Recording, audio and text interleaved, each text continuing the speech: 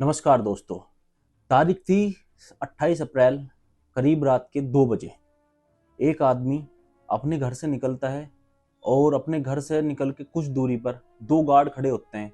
उन गार्ड से पूछता है कि मस्जिद का रास्ता किधर है।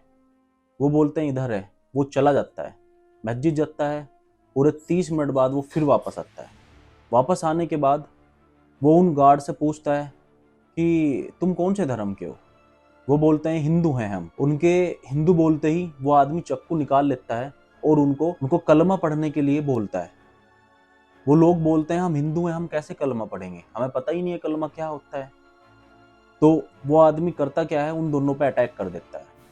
दोनों की हालत बहुत खराब है। अभी दोनों गार्ड आईसीयू में हैं।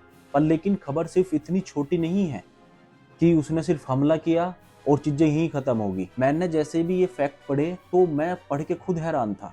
ये आदमी यूएस से रिटर्न है, केमिस्ट्री का टीचर है और ये एक खास धर्म का आदमी है। आरोपी का नाम जुबेर अंसारी है, जो कि 31 साल का है। यूएस से रिटर्न है, केमिस्ट्री का टीचर है और अपने घर पे अकेला रहता था।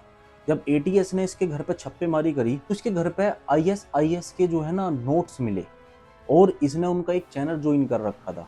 जिहादी चैनल था कोई, जिसपे ये उनसे कनेक्ट करता था, उनसे बात करता था और उनकी सोच को फॉलो करता था।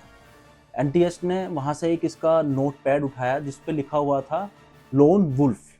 लोन वुल्फ आप समझो, लोन वुल्फ एक अटैक होता है जिसको बोलते हैं अकेला भेड़िया। मतलब कि आदमी प्लान जो हमला करेगा, प्लान करेगा, वो भी अपने आप सोच के करेगा, अपने अकॉर्डिंग उस प्लान को बनाएगा और अकेला ही अटैक करेगा।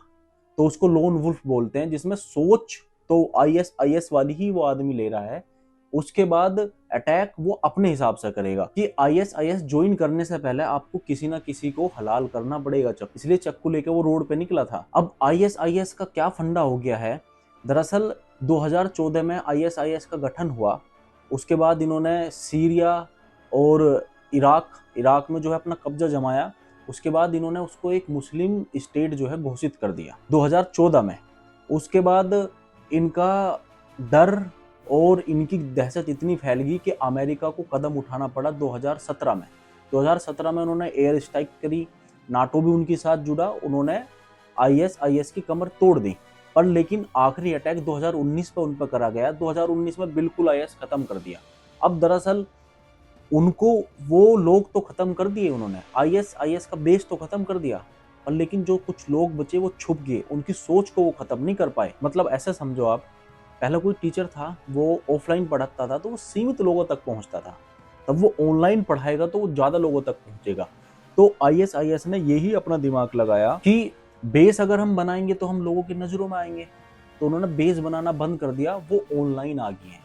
अब वो ऑनलाइन क्या करते हैं, किसी की सोच बदलते हैं। जैसे यह आदमी यूएस से रिटर्न था, केमिस्ट्री का टीचर था, इतना पढ़ा लिखा आदमी था। जब इसका दिमाग वो वॉश कर सकते हैं, इसका माइंड वॉश कर सकते हैं, तो जो अनपढ़ आदमी है उससे तो वो क्या क्या नहीं करा सकते। तो अब वो क्या कर रहे हैं, इंटरनेट के जरिए जो कट्टरपंथी लोग हैं तो वो क्या करते हैं, पहले उस आदमी को फॉलो करते हैं। वो जैसे उसने किसी पोस्ट पर कमेंट करा, देश के खिलाफ कमेंट करा, देश के खिलाफ बोलना स्टार्ट कर दिया, तो ऐसे आदमी को वो कम से कम 1 साल तक फॉलो करते हैं कि वो उसकी एक्टिविटी क्या है। जब उनको प्रॉपर लगता है कि हाँ ये आदमी ही देश के खिलाफ है, तो फिर उसको वो सामने से अप्रोच करते हैं।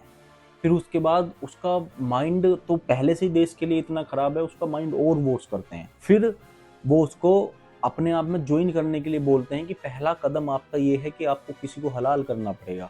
हलाल मतलब कि किसी का गला काटना पड़ेगा। तो फिर वो आदमी किसी का गला काट के दिखाता है, फिर उनको विश्वास होता है कि हाँ ये हमारे ग्रुप में जुड़ने लायक हैं। मतलब आईएस 2019 में खत्म हुआ पर खतरा अभी टला नहीं है। वो अब साइबर वॉर कर रहा है एक तरीके से, कि वो ऑनलाइन आ गया है एक टीचर की तरह।